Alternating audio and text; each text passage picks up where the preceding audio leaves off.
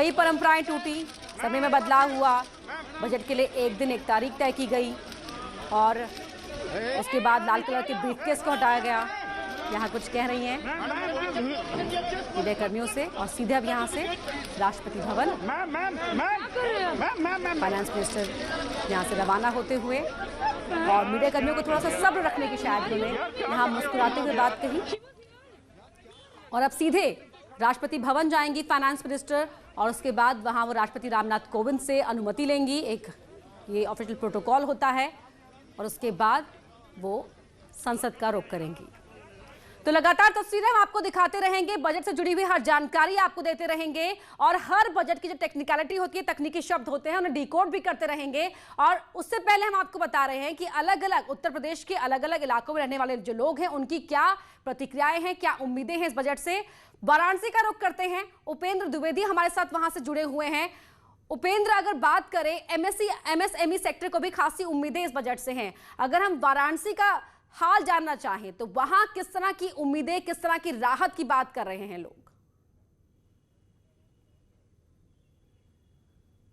देखिए, आपने एमएसएमई की बात की है अपर्णा, और खास बात यही है कि जो कोरोना के कड़वे अनुभव हैं, यानी कि उस पर जो बजट है वो एक मीठा, जिसे कह सकते हैं, मरहम लगाएगा, क्योंकि एमएसएमई क्षेत्र से ही रोजगार दोबारा से पटरी पर लौटेगा। हम बात करते हैं, हमारे साथ कुछ सीनियर सिटीजन्स भी हैं, लोग भी हैं।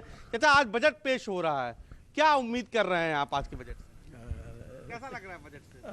अच्छा, क्या उम्मीद करते हैं बजट से? बढ़िया रहेगा। आपको क्या लगता है, क्या कैसा होना चाहिए बजट, किस क्षेत्र पर ज्यादा फोकस होना चाहिए? सबसे ज़्यादा फोकस होना चाहिए एमएसएमई सेक्टर पे, क्योंकि भारत का 45% एम्प्लॉई जो है वो एमएसएमई सेक्टर से आता है और 10% एक्सपोर्ट में जीडीपी का 10% वो एमएसएमई सेक्टर से आता है। और हम उम्मीद करते हैं इस बजट से, भारत सरकार से, कि इस बजट के द्वारा वो एमएसएमई सेक्टर पे और फोकस करे और इससे जो इसका एम्प्लॉई रेट है वो 45% से बढ़ के कहीं 50 या 55% हो और एक्सपोर्ट भी जो है इससे बढ़ता है और एमएसएमई सेक्टर से जो एमएसएमई। आपको क्या लगता है, सीनियर सिटीजन को कुछ राहत मिलनी चाहिए बजट में?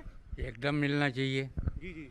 किस चीज़, किसानों को लेकर, चूंकि आपके गांव से भी जुड़े हैं, तो किसानों को लेकर भी कुछ?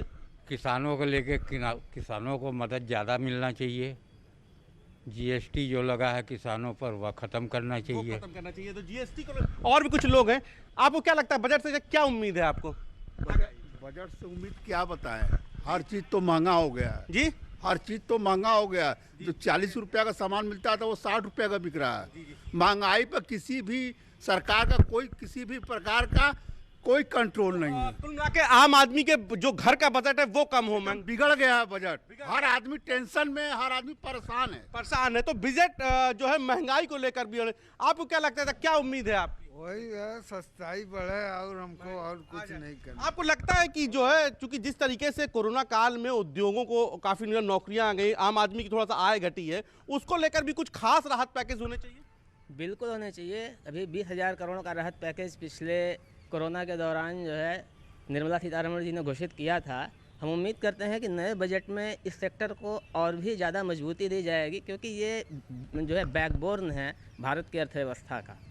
और इस सेक्टर पे जितना गवर्नमेंट ध्यान देगी, डायरेक्ट एम्प्लॉय उतना ज़्यादा होगा। क्योंकि उपेंद्र, लौटेंगे आपके पास, गोरखपुर का भी रुख कर लेते हैं। गोरखपुर के लोग किस तरह की उम्मीदें लगा रहे हैं, उनकी होप्स कितनी हाई है, रामगोपाल बताएं।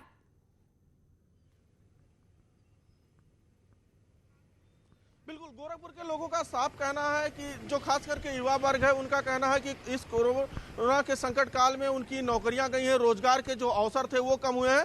तो इस बार का जो बजट आया उस पर वित्त मंत्री विशेष रूप से रोजगार उत्पन्न करने वाले सेक्टरों पर विशेष फोकस करें और जिससे रोजगार बढ़े, और रोजगार बढ़ेगी तो अपने आप समृद्धि आएगी। और दूसरा जो सबसे बड़ी मांग गोरखपुर के लोगों की है वो ये है कि किसानों के लेकर, भले ही किसान बिल को लेकर अभी आंदोलन चल रहा है, प्रतिक्रियाएं भी हम तमाम जगहों के लोगों की दिखा रहे हैं, किस तरह की उम्मीदें हैं, तस्वीरें जो लगातार लाइव आ रहे हैं वो भी हम आपको दिखा रहे हैं। हर जानकारी आप तक पहुंचाते रहेंगे, बने रहिए हमारे साथ। यहां रुक रहे हैं बस कुछ सेकंड के लिए, कहीं मत जाइए।